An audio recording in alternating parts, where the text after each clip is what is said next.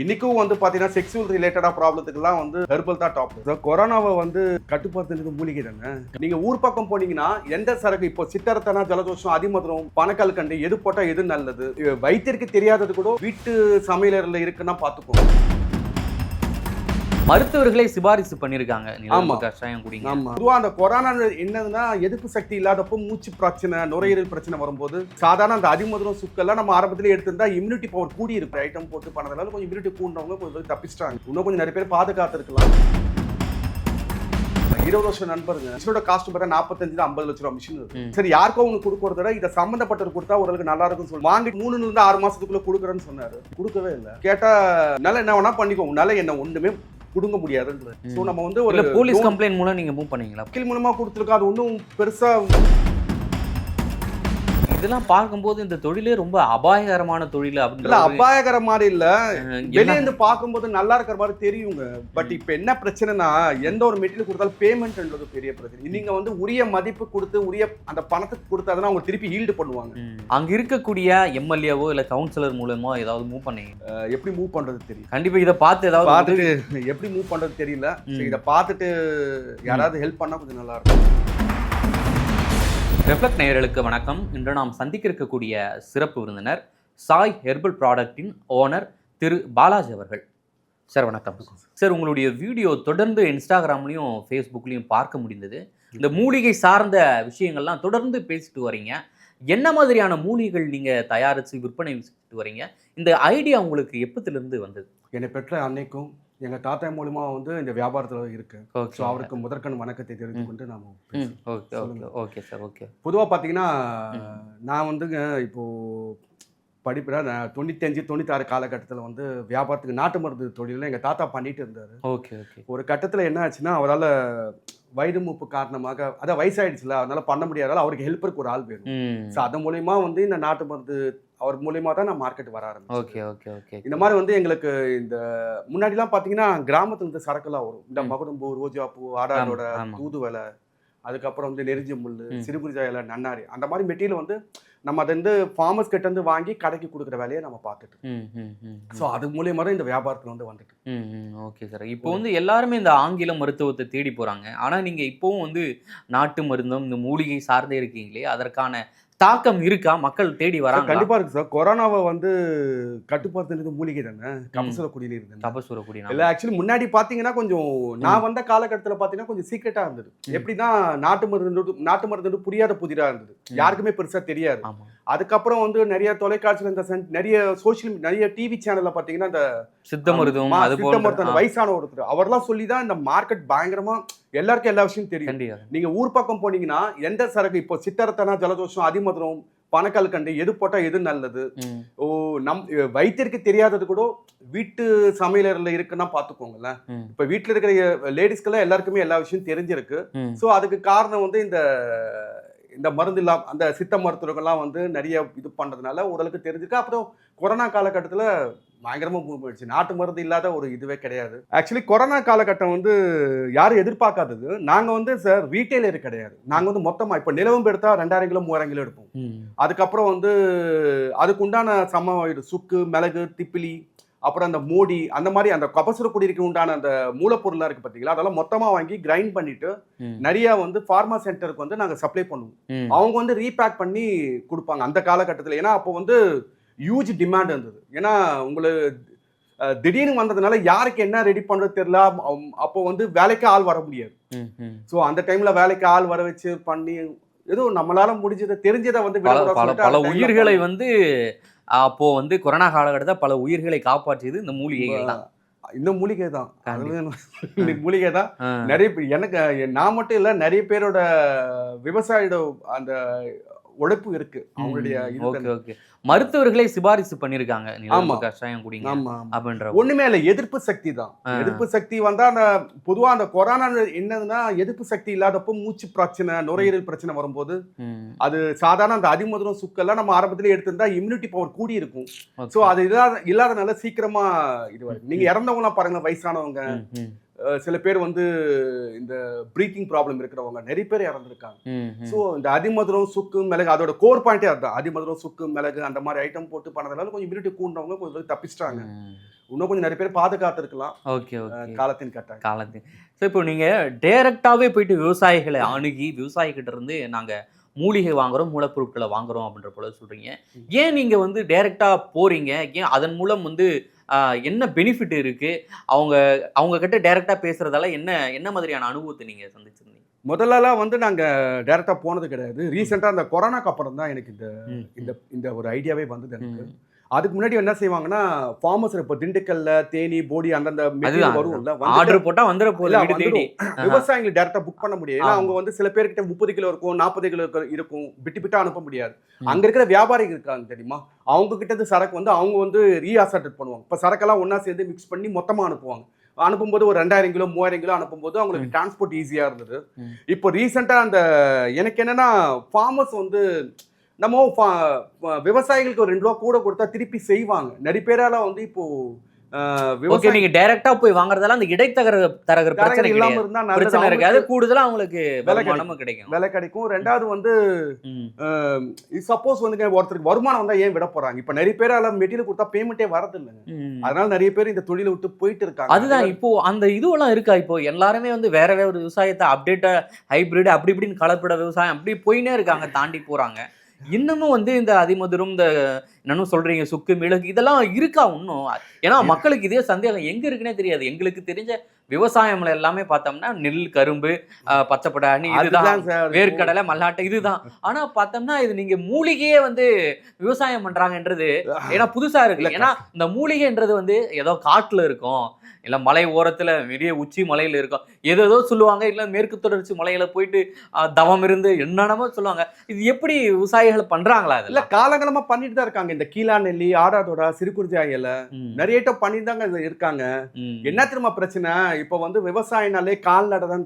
ஆடு மாடு, இந்த கேட்டில் ஃபீடு நீங்க சொன்ன மாதிரி மக்காச்சோளம், அதுதான் ஞாபகத்துக்கு வருது. ஆமா, விவசாயம் மூலிகை சம்பந்தப்பட்டு எல்லாத்தையும் மறந்துறாங்க. எல்லாத்துக்கும் ஓப்பன், கோல்டுக்கெல்லாம் ஓப்பன் மார்க்கெட் இருக்கு.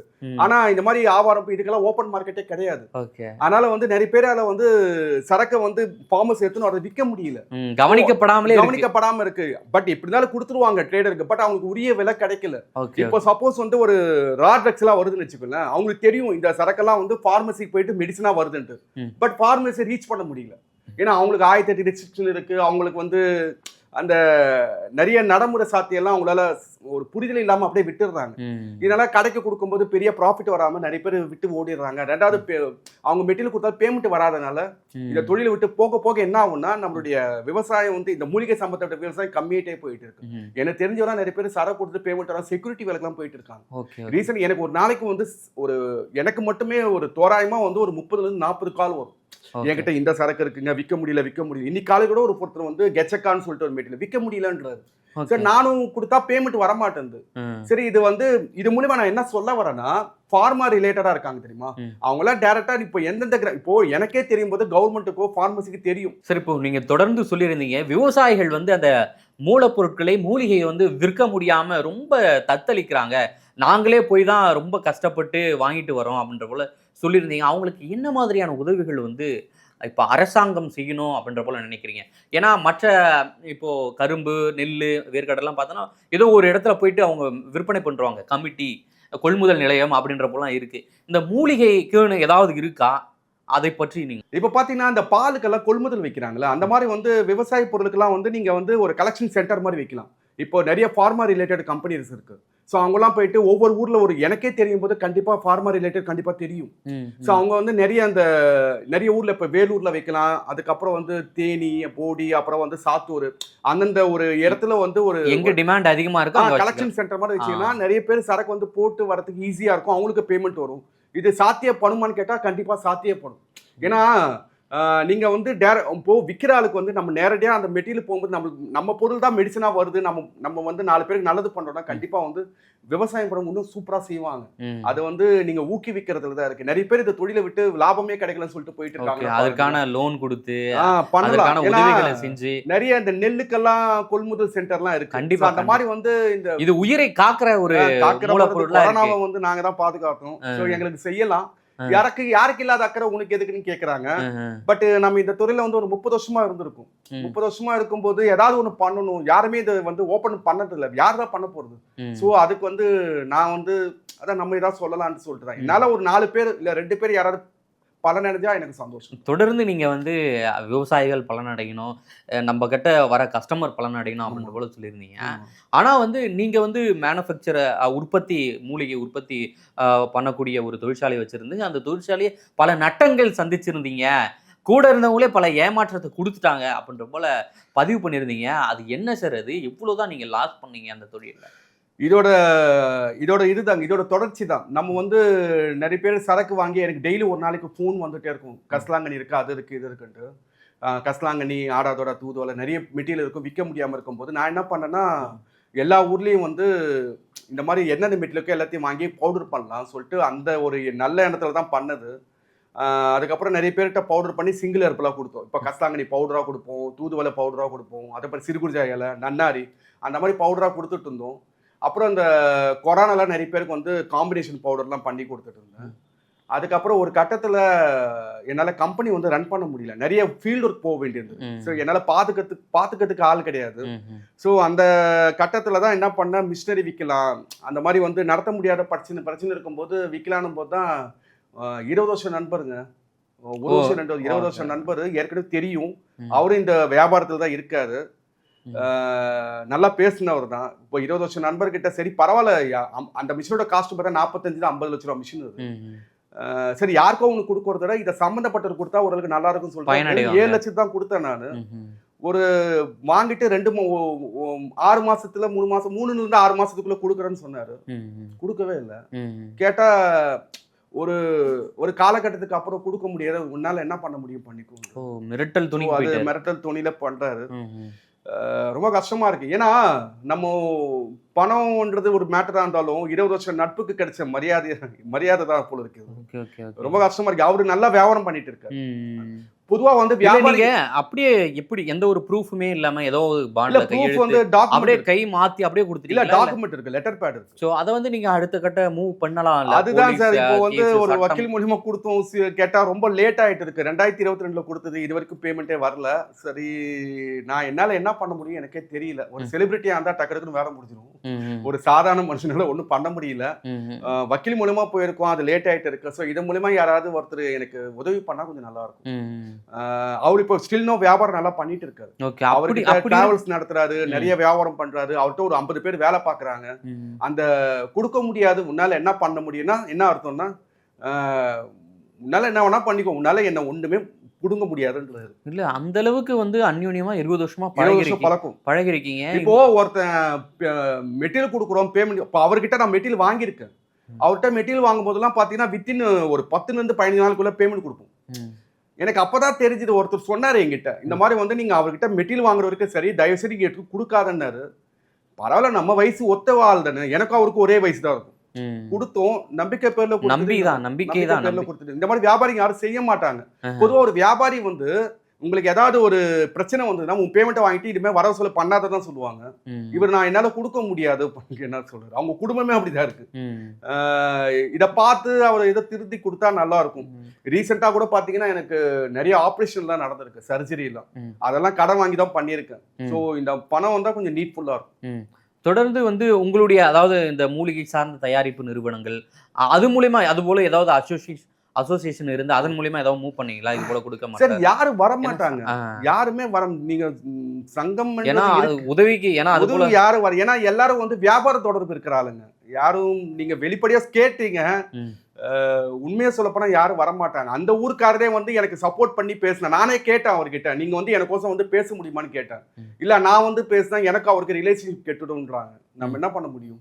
சோ எல்லாத்துக்கும் நான் தான் ஃபைட். இப்பதான் தெரியுது ஏதாவது ஒரு பிரச்சனைனா யாருமே வர மாட்டேறாங்க. சோ நம்ம வந்து ஒரு போலீஸ் கம்ப்ளைண்ட் மூலம் நீங்க மூவ் பண்ணீங்களா? போலீஸ் கணக்கு அதான் வக்கீல் மூலமா கொடுத்துருக்கோம். அது ஒன்றும் பெருசா மூவே ஆகாம அடுத்த லெவலுக்கே போக மாட்டேங்குது. கொடுத்து 4 வருஷம் மேல ஆகுது, 2026 ஆகுது, இன்னும் அடுத்த லெவலுக்கு போகல. எனக்கு என்ன பண்றது தெரியல. எப்படி மூவ் பண்ணு ஏற்கனவே ஏமாந்து கிடக்குறோம். ஆக்சுவலி 7 லட்சம் கிடையாதுங்க, 45 50 லட்சம். இன்னைக்கு வரைக்கும் நான் பேங்க்ல லோன் கட்டிட்டு இருக்கேன். லோன் வட்டி நகை எல்லாம் வச்சு கட்டிட்டு இருக்கோம்.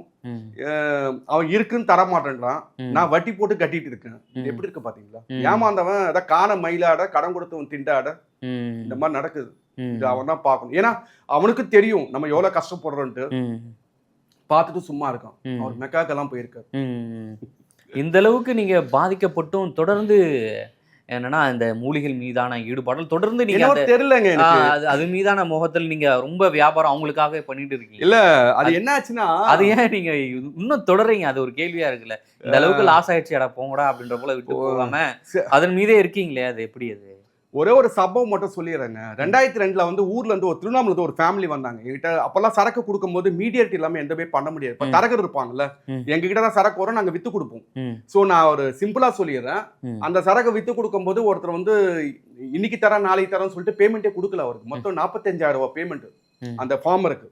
ஸோ அதுக்கு நான் தான் புரோக்கரேஜ் பண்ணிட்டு கொடுக்கவே இல்லை. ஒரு கட்டத்தில் அவங்க பேமெண்ட் கேட்டு கேட்டு கொடுக்கா பட்சத்தில் என்ன ஆயிடுச்சுன்னா, அவங்களும் இப்போ கொடுக்கல என்ன பண்ண சண்டையா போட முடியும், நம்மளாலே ஒன்றும் பண்ண முடியல, விவசாயம் என்ன பண்ண முடியும். ஒரு கட்டத்தில் என்ன ஆச்சுன்னா, அந்த ஃபேமிலிக்குள்ள அந்த விவசாயம் இருக்காங்களா, அந்த ஃபேமிலிக்குள்ள ஏதோ பிரச்சனை பண்ணி அவங்க பொண்ணு வந்து தீக்குளிச்சு இறந்துட்டாங்க. இந்த விஷயத்தால இந்த விஷயம் 2-3 விஷயத்துல கோர் பாயிண்ட்ல இறந்துட்டாங்க. ஏன்னா அது அந்த பணம் வந்தா யூஸ்ஃபுல்லா இருந்திருக்கும். சோ நான் சம்பந்தப்பட்டிருக்கனால இந்த மாதிரி எங்க வீட்டுல இந்த மாதிரி நடந்திருக்கேன், எனக்கு அந்த பேமெண்ட் வந்து நீட் இருக்குன்னு சொல்லிட்டு நான் சம்பந்தப்பட்ட அந்த பார்ட்டி இருக்காரு அவர்கிட்ட போய் கேட்க போனோம். அவர் என்ன சொன்னார்னா, பரவாயில்லையே இந்த மாதிரி தீக்குளிச்சு இறந்தாங்க, எரிக்கிற செலவு கூட மிச்சமாயிடுச்சு. எனக்கு அந்த அந்த வார்த்தை வந்து பயங்கர ஊண்டிங் ஆயிடுச்சு. அந்த அம்மா அப்படியே ஸ்டன் ஆயிட்டாங்க. ஸோ அதுலேருந்து தான் நம்மளால ஏதாவது பிரச்சனை நடந்திருக்கு. ஸோ நம்ம வந்து ஏதாவது ஒன்று பண்ணணும், இவங்களுக்கோசம் ஏதாவது ஒன்று பண்ணணும்னு சொல்லிட்டு அதனால் அது மூலியமா அந்த சம்பவத்துக்கு அப்புறம் தான் ஃபார்மர்னாலே ஒரு மரியாதை கூடி இருக்கு. ஓகே, இதெல்லாம் பார்க்கும்போது இந்த தொழிலே ரொம்ப அபாயகரமான தொழில் அப்படின்னு அபாயகர மாதிரி இல்ல, வெளியே இருந்து பார்க்கும்போது நல்லா இருக்கிற மாதிரி தெரியுங்க. பட் இப்ப என்ன பிரச்சனைனா, எந்த ஒரு மெட்டீரியல் கொடுத்தாலும் பேமெண்ட்ன்றது பெரிய பிரச்சனை. நீங்க வந்து உரிய மதிப்பு கொடுத்து உரிய அந்த பணத்துக்கு கொடுத்தாதான் அவங்க திருப்பி ஈல்டு பண்ணுவாங்க. இப்போ ஒருத்தர் லாபம் கொடுத்தா செய்யாம இருப்பாங்களா? இப்போ சப்போஸ் 10 ரூபா பொருள் 15 ரூபா, சப்போஸ் ஒரு உரிய லாபம் கிடைச்சா அது கண்டிப்பா செய்வாங்கல்ல. நீங்க லாபமே கொடுக்காம அப்படியே ரொம்ப அண்டர் வேல்யூல வாங்கி என்ன பண்ண, ஒரு கட்டத்துல நம்ம எதுக்கு சும்மா செய்யணும்னு சொல்லிட்டு இப்ப நிறைய கிராமத்துல வேலை இல்லாம சும்மா இருக்க என்ன அர்த்தம்? அதுக்கு டிமாண்ட் இல்லாம இருக்கு. அதே போல வந்து நம்ம மெட்டீரியலா வந்து வடநாட்டுக்கு எல்லாம் நிறைய போயிட்டு இருக்கு. ரெண்டாவது லாங்குவேஜ் ப்ராப்ளமா இருக்கு. இது மூலியமா வந்து என்ஜிஓஸ்ல இருக்காங்கல்ல, அவங்களாம் வந்து அந்தந்த ஸ்டேட்ல வந்து ஒருத்தர் வந்து இந்த மாதிரி மெட்டீரியல் வாங்கி கொடுத்து அவங்களுக்கு வந்து ஒரு சின்ன லிபரல் கமிஷன் எடுத்து பண்ணா கொஞ்சம் நல்லா இருக்கும். இந்த மாதிரி மெட்டீரியல் வந்து 4 பேருக்கு 4 விதமா போயிட்டே இருந்தாதான் உங்களுக்கு வந்து விவசாயம் வந்து கொஞ்சம் நல்ல லைம் லைட்ல இருக்கும். இது மூலியமா வந்து அரசாங்கத்துக்கு லாபம் வருது.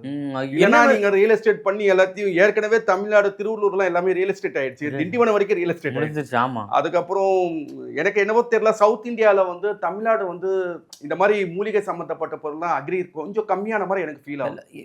ஏன் வடநாட்டுல எல்லாம் இதனுடைய தாக்கம் அதிகமாவே இருக்கா? வடநாட்டுல நிறைய வாங்குறாங்க. ஓகே, இப்போ வடநாட்டுல ஏன் வாங்குறாங்கன்னா, இப்போ நிறைய ஏரியால வந்து சிண்டிகேட் மாதிரி மெட்டீரியல் வாங்கி விக்கிறாங்கல்ல, அவங்களால ஃபுல்லா வடநாட்டு தான் சப்ளை பண்றாங்க. பட் நிறைய ஃபார்மர்ஸால விற்க முடியல டைரக்டா. ஃபர்ஸ்ட் லாங்குவேஜ் ப்ராப்ளம் இருக்கு. ரெண்டாவது இவங்க அங்க போய் பேமெண்ட் வருமா, இங்கேயே பேமெண்ட் வர மாட்டேங்குது. இது அதனால அங்க போனா வருமா வராதா சின்ன. பொதுவா வந்து அவங்களுக்கு வந்து அந்த லேக் ஆஃப் கான்பிடன்ஸ் இருக்கும்ல. இப்ப பொதுவா என்னையே எடுத்துக்கோங்களேன், நிறைய பேர்ட்ட பேமெண்ட் கொடுத்து சரக்கு கொடுத்தா பேமெண்ட் வருமா வராதா அந்த டவுட்ல பண்ணும்போது எப்படி உங்களால நம்பிக்கையா தூங்க முடியும்? இன்னைக்கு உங்ககிட்ட பேமெண்ட் சரக்கு தரும், வருமா வராதான்னு சொல்லிட்டு காலம் ஃபுல்லா யோசனை, அது டிப்ரெஷன் வரும். பாருங்க, இந்த கிட்ட ஏமாந்தேன், எனக்கு சுகர் வந்துருச்சுங்க. பட் என்ன பண்றது, அத கூட ரொம்ப சிரிச்சுட்டு ஏன்னா என்னால என்ன பண்றது, அப்படி ஆயிடுச்சு. சுகர் வந்து ஒரு பக்கம் ஏகப்பட்ட வியாதியில இருக்க, இதை பார்த்துட்டு கொடுத்தா இதுக்கு மேலேயே அவன் கொடுத்தா மனுஷன், கொடுக்கலன்னா என்னத்த பண்றது தெரியல. நீங்க இந்த முயற்சி வேற ஏதாவது முயற்சி எடுத்தீங்களா? ஏதாவது வேற என்ன பண்ணுவோம், அவன் கொடுக்க முடியாதுன்றான், கொடுக்க முடியாது, உன்னால என்ன பண்ண முடியும்ன்றான். சிங்கிள் வேர்ட்ல முடிக்கிறான், உன்னால என்ன பண்ண முடியும், நீ வந்து என் காலை வந்து விடுன்றான். பணம் கொடுத்தவன் ஏன் விடணும்? அது ரொம்ப கஷ்டமா இருக்கு. பணம் கொடுத்தவன் நான் விடணுமா? ஆக்சுவலி இதுல ஒரு விஷயம் சொல்ல போனா, அந்த மிஷினரி வச்சவங்களுக்கு தெரியும் பவர் ஃபேக்டர் இருக்கும். 120 ஹெச்பிக்கு உண்டான பவர் ஃபேக்டர் இருக்கும். அதுவே பார்த்தீங்கன்னா 8 லட்ச ரூபா. அது வந்து அதை எடுத்துன்னு போயிட்டாரு. இப்போ அவன் 7 லட்சம் கொடுத்தா கூட சும்மா கொடுத்தா மாதிரி, இது நான் சும்மா வாங்கின இது மாதிரி தான். அவனுக்கு வந்து போனஸ் தான் அது. என்கிட்ட பவர் ஃபேக்ட் இருக்குல்லங்க, அதுவே 8 லட்சம் ரூபாங்க. அதுவே எடுத்துட்டு போயிட்டாங்க அவன். பட் அதுக்கு எதுவும் ப்ரூஃப் இல்லாதனால எதுவும் பேச முடியல. சரி, இந்த டாக்குமெண்ட்டுக்கோசம் இந்த டாக்குமெண்ட்ல இருக்கிற காசாவது கொடுத்தா கொஞ்சம் நல்லா இருக்கும். இது அவன் தான் தீர்மானிக்கணும். ஆனா எல்லா என் கண்ணு முன்னாடி வியாபாரம் பண்ணிட்டு இருக்கான். நல்லாதான் வியாபாரம் பண்ணல. எந்த ஏரியா, அது கம்பெனி நேம் ஏதாவது? பேர்னாம்பேட்டுங்க. அவர் பேர் வந்து அல்டாஃப். அல்டாஃப் சொல்லிட்டு பேர்னாம்பேட்ல இருக்காரு. அல்டாஃப். Okay okay okay. டாக்குமெண்ட்ல பண்றோம். இத பாக்குற யாராவது ஏதாவது உதவி பண்ணா கொஞ்சம் நல்லா இருக்கும். அங்க இருக்கக்கூடிய எம்எல்ஏவோ இல்ல கவுன்சிலர் மூலமா ஏதாவது மூவ் பண்ணீங்களா? அது எப்படி போறது சார், எனக்கு எப்படி போறதுன்னு தெரியல. யாராவது ஐடியா கொடுத்தா நல்லா இருக்கும். எப்படி மூவ் பண்றது தெரியல. Okay okay. அது மூலமா தான் இருக்கீங்க.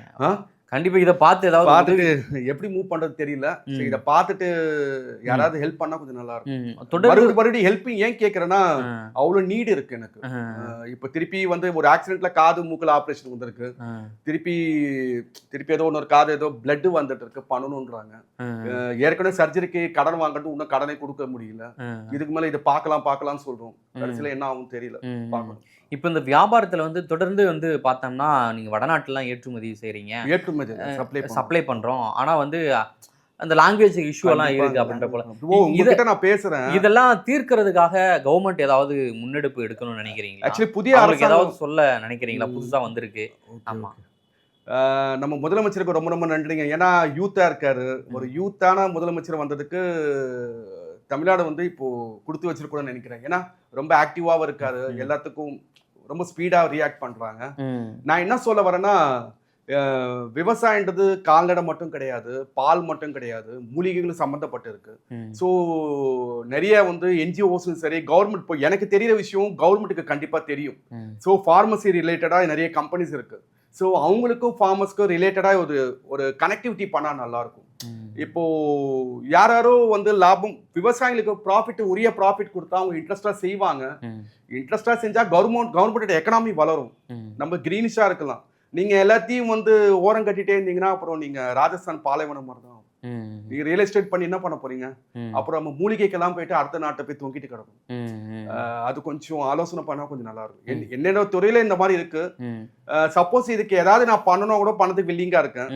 யாராவது ஒரு குரூப்பா வந்து பண்ணா கொஞ்சம் நல்லா இருக்கும். ஸோ அதுக்கு உண்டான, ஏன்னா எனக்கே வந்து பாத்தீங்கன்னா ஒரு நாளைக்கு 20 ஃபோன் வருதுன்னா பாத்துக்கோங்களேன். எனக்கு ரொம்ப கஷ்டமா இருக்கு. போன் எனக்கு எங்க சரக்கு விற்கணும் தெரியும், நம்ம போனாலும் அது நடக்காது, பேமெண்ட் வராதப்ப என்ன பண்ண முடியும்?